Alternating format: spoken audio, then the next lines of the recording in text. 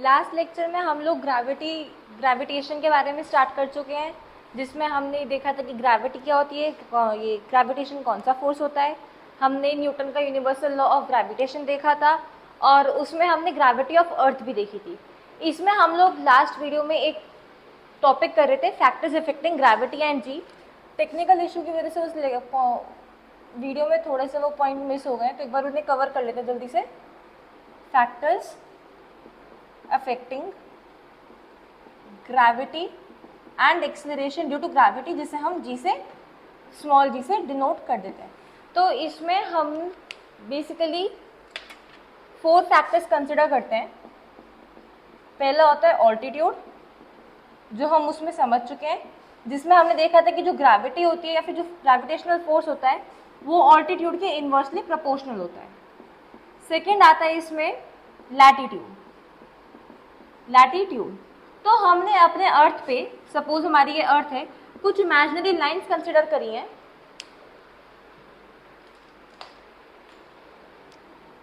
इन imaginary horizontal lines को हम लोग बोलते हैं लैटिट्यूड। ठीक है, इसमें 0 डिग्री पे होती है equator and northern most 90 degree and southern most 90 degree, ये होता है हमारे पोल्स। तो हम लोग क्या देखते हैं कि जो अर्थ के सेंटर पे जो हमारी अर्थ है, जियोइड शेप है, ये एक्चुअली सर्कुलर नहीं है बट थोड़ी सी फ्लैट है at equators, I mean at poles. थोड़ी सी अर्थ फ्लैट है पोल्स पे। तो क्या होता है, ये इक्वेटर पे ना बल्ज्ड है, देयरफॉर जो आउटर एटमॉस्फेयर है, यानी कि जो अपर मोस्ट एटमॉस्फेयर की लेयर है और जो अर्थ के सेंटर है, यानी कि अगर मैं इधर ही बात करूँ, सरफेस और अर्थ के सेंटर के बीच में जो डिस्टेंस है वो ज़्यादा है। और अगर मैं ऐसी बात करूं पोल से अर्थ के सेंटर पे, तो ये डिस्टेंस कंपैरेटिवली कम है। तो देयरफॉर ज़्यादा डिस्टेंस होने की वजह से यहाँ पे ग्रेविटी कैसे हो जाती है, कम, क्योंकि हम लोग बात कर चुके हैं कि डिस्टेंस और ग्रेविटेशनल फोर्स में इनवर्सली रिलेशन होता है। अगर डिस्टेंस ज़्यादा होगा तो ग्रेविटी कम होगा, ग्रेविटी कम होगी। इसलिए हम बोल सकते हैं कि इक्वेटर पे gravity is minimum, gravity minimum होती है एंड पोल्स पे ग्रेविटी मैक्सिमम होती है। यानी कि अगर मैं इक्वेटर से पोल की तरफ जाऊंगी तो ग्रेविटी बढ़ेगी, ग्रेविटी बढ़ेगी। इक्वेटर पे ग्रेविटी सबसे कम होती है एंड पोल्स पे जाते टाइम ग्रेविटी मैक्सिमम हो जाती है। ये था हमारा सेकंड फैक्टर जो ग्रेविटी और एक्सेलरेशन ड्यू टू ग्रेविटी को इफेक्ट करता है। तीसरे फैक्टर की बात करें तो अर्थ मास डिस्ट्रीब्यूशन। अब ये क्या होता है, हम लोग देखते हैं हमारी अर्थ इवनली डिस्ट्रीब्यूटेड तो नहीं है, कहीं पे पहाड़ है, कहीं पे प्लेट्यू है, कहीं पे ओशन है। तो इसकी वजह से क्या होता है, सपोज ये अर्थ है और इस एरिया में पहाड़ है हमारे और इस एरिया में ओशन है। ठीक है, ये ओशन एरिया है, यहाँ पे ओशन है और ये माउंटेन है। तो क्या होता है, माउंटेन्स की डेंसिटी कैसी होगी, ज़्यादा, क्योंकि क्या है, वहाँ पे डेंसर रॉक्स है, भारी रॉक्स है। जबकि ओशन की डेंसिटी कैसे होगी, कम। और हम जानते हैं कि density is equal to mass upon volume, मतलब भी डायरेक्टली प्रोपोर्शनल होती है मास के। और हमें पता है कि मास डायरेक्टली प्रोपोर्शनल होता है ग्रेविटी के। देयरफॉर जहाँ पे मास या फिर डेंसिटी ऑफ अर्थ ज़्यादा होगी वहाँ पे ग्रेविटी भी कैसी होगी, ज़्यादा। देयरफॉर हम लोग बोल सकते हैं कि माउंटेन रीजन में ग्रेविटी ज़्यादा होती है और ओशन रीजन में ग्रेविटी कम होती है। ये था हमारा थर्ड फैक्टर जो इफेक्ट करता है gravity and acceleration due to gravity को। इतना क्लियर है। इसमें एक और पॉइंट हम लोग देखते हैं जिसे हम लोग बोल देते हैं डेप्थ। डेप्थ, अब ये क्या है, ये हमारी अर्थ है और हम यहाँ पे खड़े थे, अभी हम अर्थ के सरफेस पे थे और ये है अर्थ का सेंटर पॉइंट। तो जैसे जैसे हम अर्थ के अंदर जाते रहेंगे, हम पीछे पीछे एक लेयर छोड़ते जा रहे हैं। पहले हम थोड़ा अंदर गए तो फिर इतनी लेयर छोड़ गए, अब हम यहाँ पर हैं तो हम इतनी अर्थ की लेयर को पीछे छोड़ चुके हैं। देयरफॉर अर्थ के सेंटर से हमारा डिस्टेंस क्या हो गया, रिड्यूस। तो डिस्टेंस कम हो तो मतलब ग्रेविटी कैसी हो गई, ग्रेविटी हो गई ज़्यादा। मतलब यहाँ पे भी कैसा प्रोपोर्शनल है, यहाँ पे भी इनवर्सली प्रोपोर्शनल है। डेप्थ बढ़ेगी तो ग्रेविटी ग्रेविटी ज्यादा हो जाएगी। इतना समझ आया? इसमें कहीं कोई डाउट? इस टॉपिक में कहीं पे कोई भी डाउट? ये थे हमारे 4 फैक्टर्स जो ग्रेविटी को इफेक्ट करते हैं। Gravity and acceleration due to gravity, altitude, latitude, earth mass distribution and depth. ये हमारा लास्ट टॉपिक का ही एक एक्चुअली फर्दर सब डिविजन था जो हमारा लास्ट लेक्चर में कवर होना रह गया था, इसलिए कवर करा। अब हम वीडियो को आगे कंटिन्यू करते हैं एंड आज के लेक्चर को समझते हैं। तो आज हम लोग जानेंगे कि मास और वेट क्या होता है। हम लोग यूजुअली बोलते हैं कि मास, इस बॉडी का इतना मास है, इस बॉडी का इतना वेट है। जनरली बोल देते हैं इस बॉडी में इतना वजन है। वजन का मतलब मास और weight, but in physical terms mass और वेट दोनों अलग अलग चीज़ होती हैं। समझते क्या होता है? तो एक है मास और दूसरी है वेट। तो पहले देखते हैं मास क्या होती है। तो हम लोग मास को बोल सकते हैं measure of amount of matter in an object. हम लोग सब जानते हैं कि there are 3 states of matter, solid, liquid and gas. तो फिर किसी ऑब्जेक्ट में कितना अमाउंट ऑफ मैटर प्रेजेंट है, इसको अगर हम मेजर करते हैं तो हमें पता चलता है कि उस बॉडी का मास कितना होता है। ये एक ऐसी प्रॉपर्टी है जो चेंज नहीं होती, ये लोकेशन के साथ चेंज नहीं होती, इसके ऊपर ग्रेविटी का कोई असर नहीं होता। नो मैटर कि आप इक्वेटर पे हो या पोल पे हो, आप अर्थ पे हो या स्पेस पे, मास हमेशा बॉडी का कांस्टेंट रहता है, मास हमेशा इक्वल ही रहेगा। ये एक स्केलर क्वांटिटी है जिसे हम सिर्फ न्यूमेरिकल टर्म्स में कंसिडर करते हैं और जिससे डायरेक्शन का लेना देना कुछ भी नहीं होता। इसकी एसआई यूनिट होती है किलोग्राम। इतना समझ आया मास क्या होता है? अब समझते हैं कि वेट क्या होता है। तो दूसरी तरफ लिखते हैं वेट। तो वेट क्या होता है? ये एक काइंड ऑफ फोर्स है जो किसी बॉडी पे लगता है ड्यू टू ग्रेविटी। एग्जाम्पल की तरह समझते हैं, अगर आप अर्थ पे खड़े हो तो आपको ऐसा फील होता है कि कोई फोर्स है जो आपको अर्थ पे खड़े रख रहा है, यानी कि जो आपको एक सेंट्रली या फिर एक अंदर की तरफ अट्रैक्ट करता है, तो वो ही फोर्स होता है वेट। यानी कि मैं बोल सकती हूँ फोर्स कैसा, हम बोलते हैं ना फोर्स को पुल या पुश, तो ये कैसा है? Pulling force. Pulling force exerted on a body due to gravity। यानी कि ग्रेविटी की वजह से exerted force, उसी को हम लोग बोलते हैं वेट। ये वेट क्या होता है? अब हमने यहाँ पे ग्रेविटी कंसिडर कर दिया है, तो मतलब अगर ग्रेविटी चेंज होगी तो वेट भी चेंज होगा। यानी कि अगर अर्थ की ग्रेविटी ज़्यादा है तो अर्थ पे आपका वेट ज़्यादा फील होगा, और अगर मून पे ग्रेविटी कम है तो मून पे वेट आपको कम फील होगा। यही वेट है जिसकी वजह से जो एस्ट्रोनॉमर्स होते हैं वो मून पे अपने आप को लाइट फील कर पाते हैं और हवा में उड़ पाते हैं। ठीक है, तो ये एक काइंड ऑफ कैसी है? ये एक वेक्टर क्वांटिटी है। क्यों? क्योंकि हमने डायरेक्शन, यहाँ पे हमने फोर्स की बात कर दी, और वो फोर्स खुद एक वेक्टर क्वांटिटी होता है और इसकी एसआई यूनिट होती है न्यूटन। क्योंकि क्या है?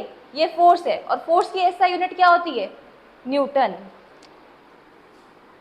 और इसका फॉर्मूला होता है weight is equal to mass into acceleration due to gravity, due to gravity.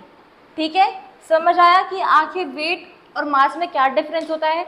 हम लोग यूजुअली नॉर्मल टर्म्स में दोनों को वजन बोल देते हैं, बट दोनों वजनों में भी डिफरेंस है। मास जो कि एक्चुअल अमाउंट ऑफ मैटर को मेजर कर रहा है, एंड वेट जो फोर्स आपको ग्रेविटी की वजह से फील होता है। इसी में हम लोग एक कंडीशन के बारे में और जानते हैं जिसे हम लोग बोलते हैं वेटलेसनेस, या फिर बोले तो जीरो ग्रेविटी। अब ये क्या होता है?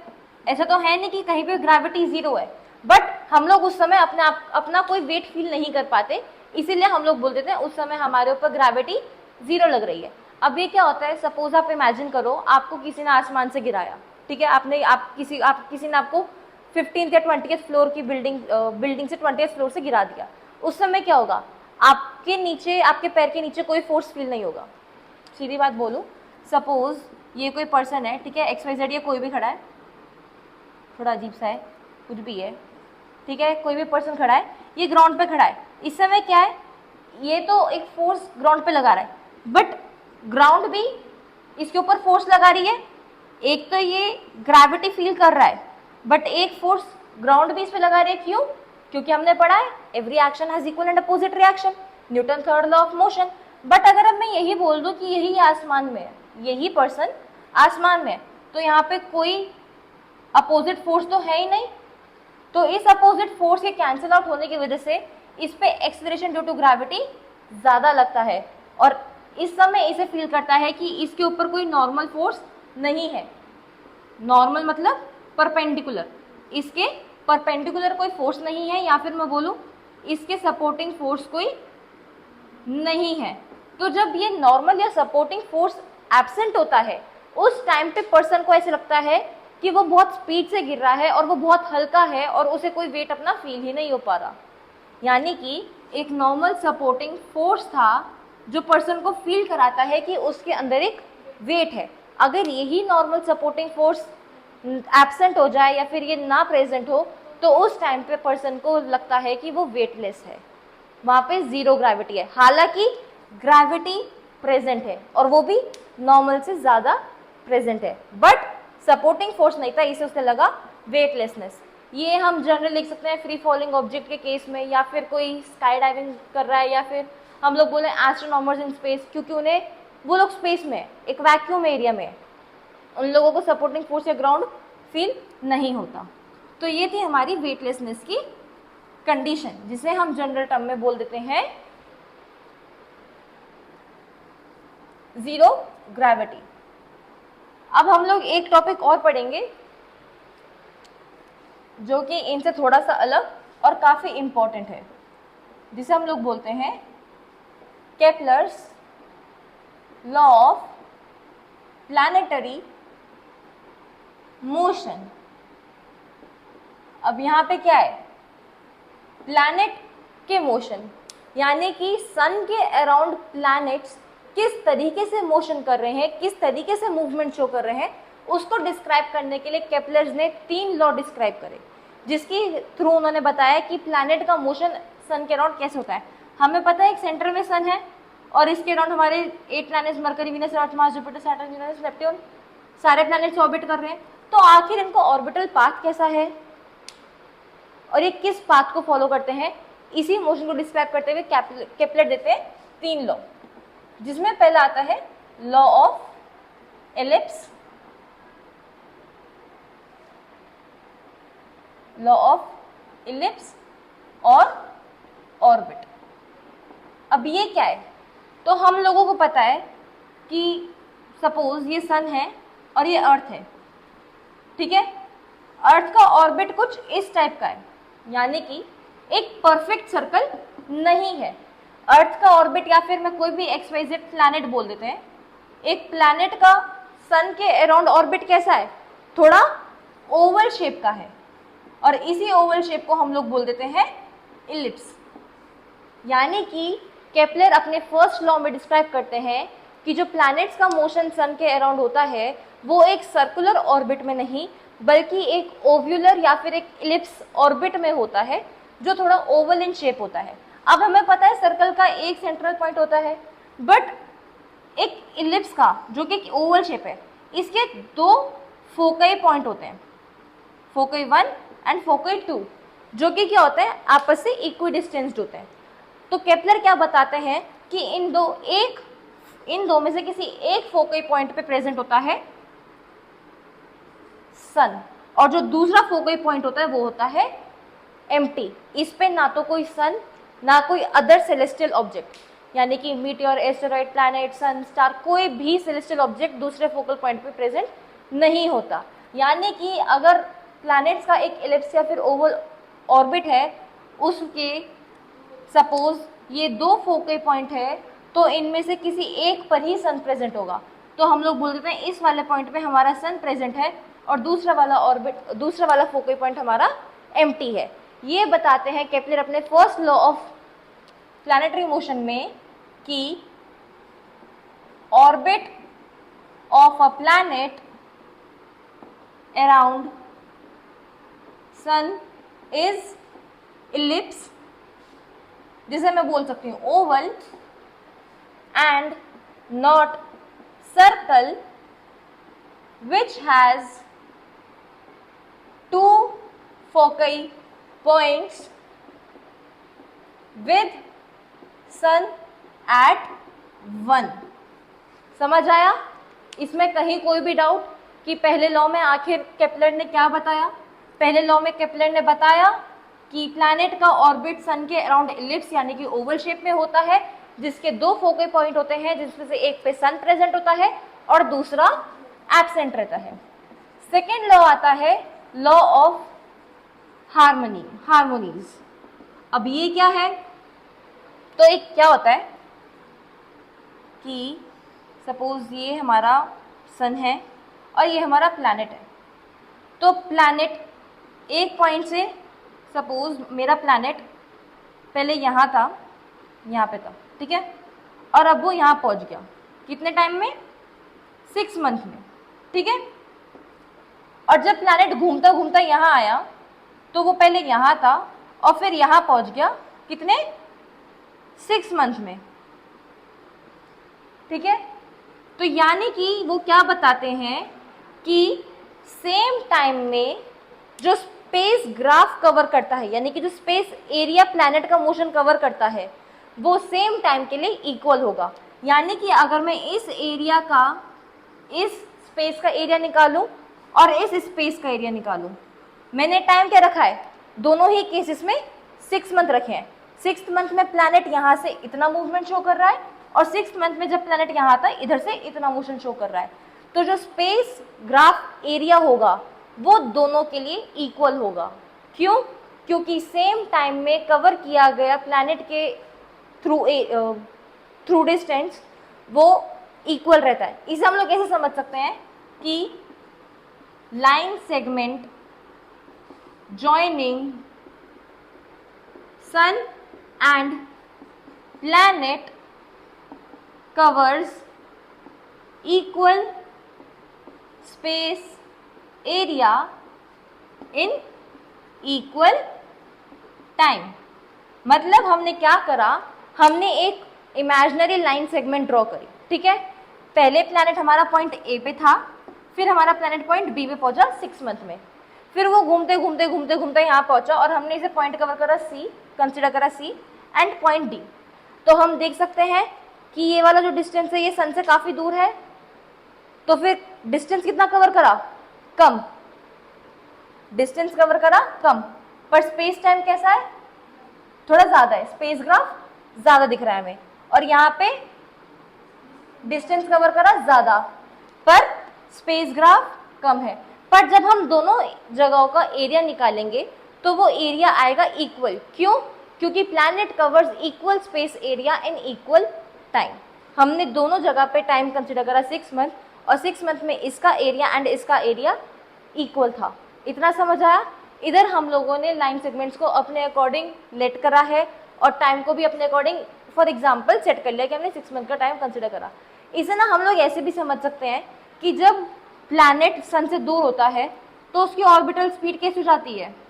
ऑर्बिटल स्पीड हो जाती है कम, और यहाँ पे स्पीड कैसी हो जाती है? ज़्यादा।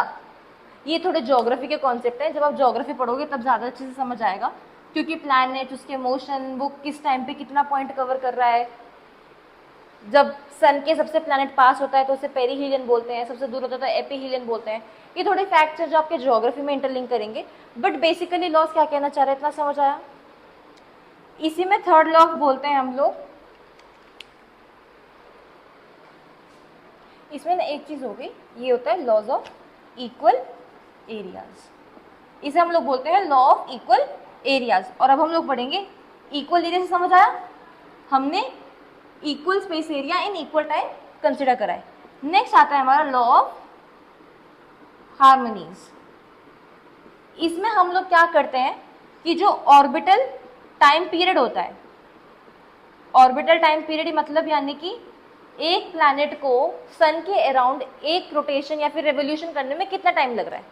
ये सन है और ये प्लैनेट है, सपोज इसने यहाँ से जर्नी शुरू करी और यहाँ पर आया, तो इस पूरे राउंड को कवर करने में उसे कितना टाइम लगा, पूरे रेवोल्यूशन को कवर करने में कितना टाइम लगा, इसी को हम लोग क्या बोलते हैं, ऑर्बिटल टाइम पीरियड। तो जो ये ऑर्बिटल टाइम पीरियड का स्क्वायर होता है ये किसके इक्वल होता है, मेजर सेमी मेजर एक्सिस के क्यूब के। अब ये सेमी मेजर एक्सिस कौन सी है, तो हम लोगों ने बात करी कि हमारा एक इलिप्स ऑर्बिट है, ठीक है। तो इसकी ना दो एक्सिस होती हैं, एक कहती है ऐसे और एक ऐसी, एक होती है हॉरिजॉन्टल, एक होती है वर्टिकल। तो हमें क्लियर है जो लंबे वाली है वो कौन सी होगी, मेजर, और जो छोटे वाली है वो कैसी होगी, माइनर। तो अभी हमारे को मेजर ध्यान रखने, तो माइनर को तो हटा देते हैं, मतलब ये वाली एक्सिस हटा दो। अब इसमें भी उसने क्या कहा है, सेमी मेजर, तो सेमी का मतलब क्या हो गया, इसकी भी आधी।